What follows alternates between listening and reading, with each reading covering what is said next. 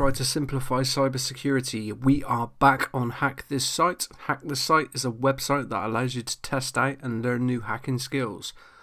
We are looking at the realistic section, and I believe we are on realistic number 5. Damn telemarketers.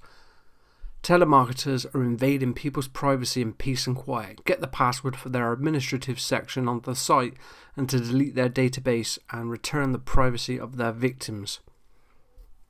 Now, I don't know about you, but I've had my fair run-in with telemarketers. You know, the people trying to sell you PPI.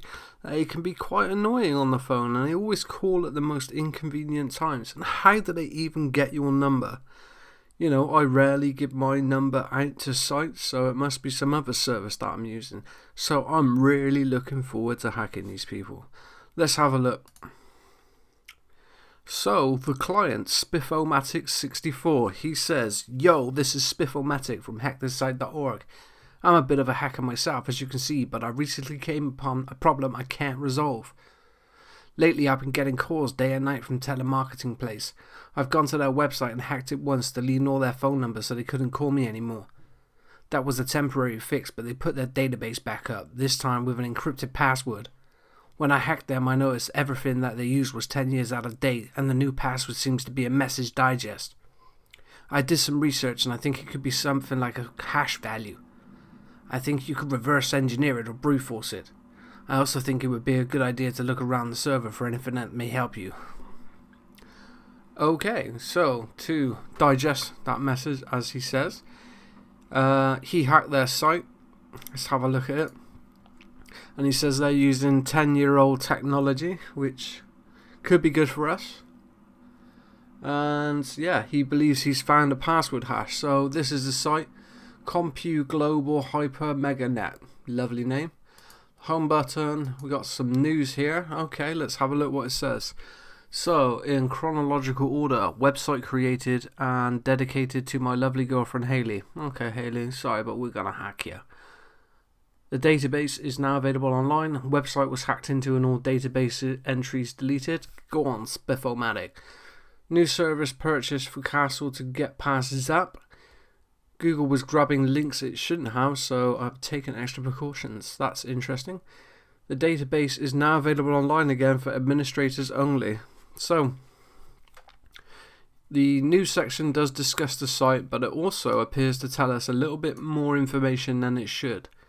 This Google was grabbing links that it shouldn't have, and he's taken extra precautions. We'll get back to that. So let's have a look. There's the database.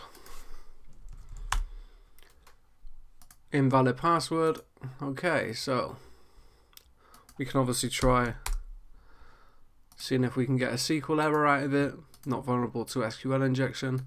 Let's have a look at the contact page, technical support, suggestions, administrator. None of these links appear to work. Contact us, add your name, remove your name, and they don't appear to work either. So it's a fairly basic site with an admin login, but the part I want to focus on is this bit here. Google was grabbing links it shouldn't have been, so I've taken extra precautions. Now, in order to tell search engines not to index certain areas of your site, which can be very useful for pages like login pages, you don't want those indexed on your site, you can add a robots file. And a robots.txt file is a file that you stick in the root of your domain, and you specify which URLs you do not want indexed. So if we just go to the end of the URL and we type in robots.txt,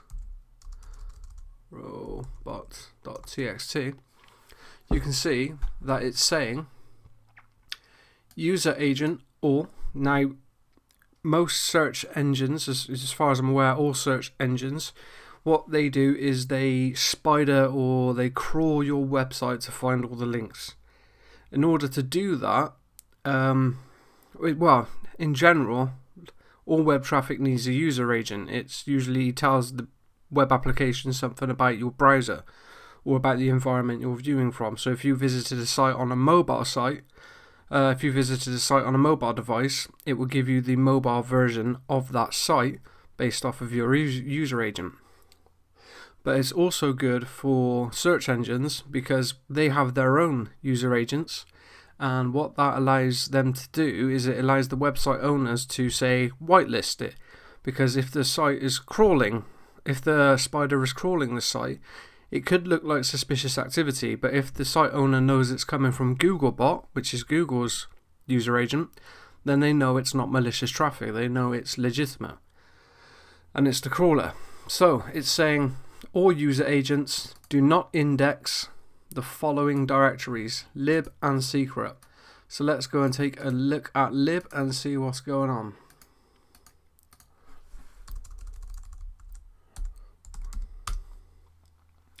So you can see here it's got directory listing enabled, which again is another security concern. You shouldn't have directory listing enabled, but we also have a file here called hash.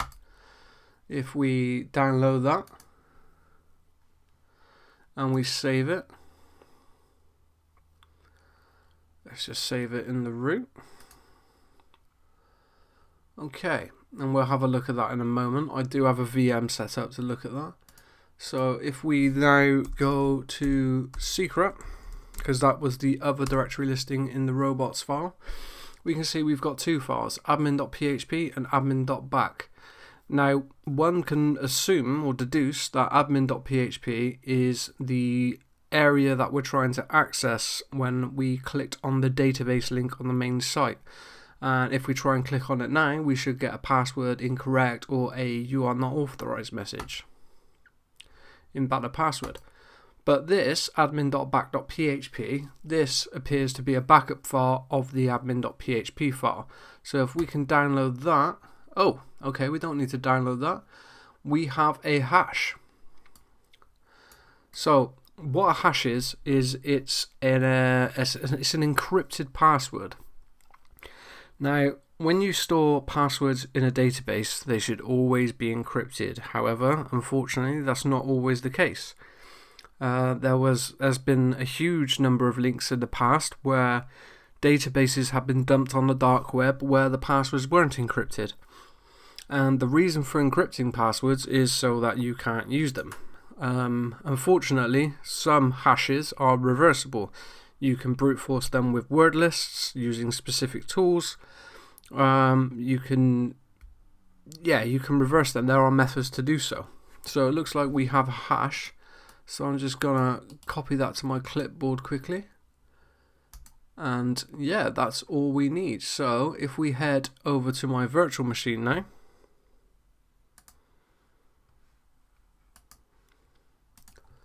what we should see is hash.txt. Is that the right file? I don't think that's the right file. That's something else. But if we head into sfjoe, this is a mount point on my base operating system.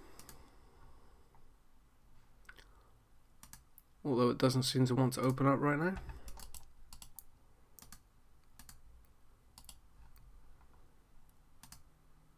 Yeah, so bear with me, it's a bit slow today.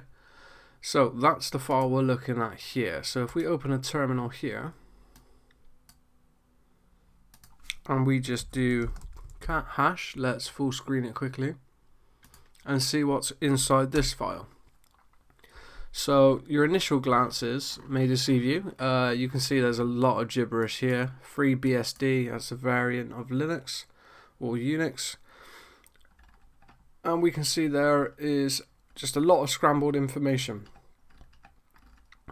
But if we look closer, what we can see is that the message digest, the hash, is an MD4. Now MD4s are quite old. I know MD5s, salted MD5s are still in use, but yes, the MD4s should not be used. Now, in order to crack this and reveal the correct password, what we can do is we can use John the Ripper, which is a password cracking tool. And John the Ripper will brute force it using a word list and attempt to recover the original password from the hash. So if we just do sudo john -- format equals raw -md4, And then we should be able to paste the hash in.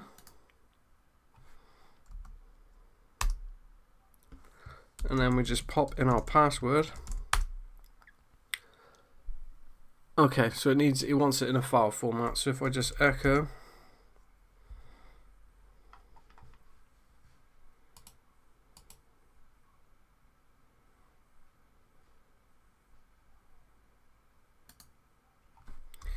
into hash.txt, I can run the same command again, but as hash.txt.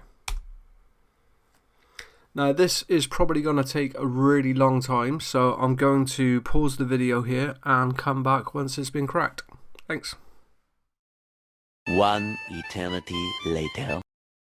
That John has loaded one password, which is an MD4, because we specified the MD4, and it's cracked it, and the original password is 78346. Now all we need to do is copy that password, head back to the web application, head back to the root of the web application, click on the database link, and paste the password. And once you submit that, you should get a message saying that you've completed it, or in this case, error, we've already completed it. So, what lessons can be learned from this example? Well, for a start, let's start with the obvious, directory listings. Don't allow people to view and download files that contain sensitive information. From the backup file that we found, we were able to deduce that it was an MD4 that the hash was using. Also, do not list hashes on your website that people can access. That should be a very basic bit of knowledge. Don't make your password hashes publicly available.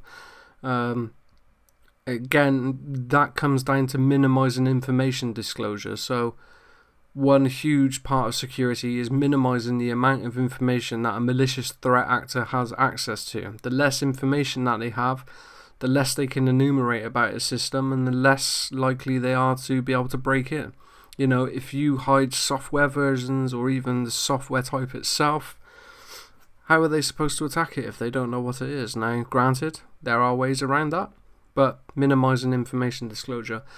The second one, as we touched on, is encrypting passwords. Definitely, they've done that.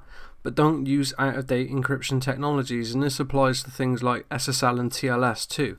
If you're using out-of-date encryption technologies that have vulnerabilities, then you may as well not be using them at all. For instance, if a malicious threat actor was suitably positioned on your network and you were communicating over TLS or SSL, but the TLS-SSL protocol was out of date and using obsolete ciphers, you may as well just be transmitting that information in plain text, because a man-in-the-middle attack could capture that data and brute force it and decrypt it and read it as though it was plain text. Anyway, that's all I've got for you today. I hope you found this information useful. If you did, give me a thumbs up, possibly subscribe, and I'll see you next time when we do realistic number 6. Have a good one. Bye. Please hang up and try again.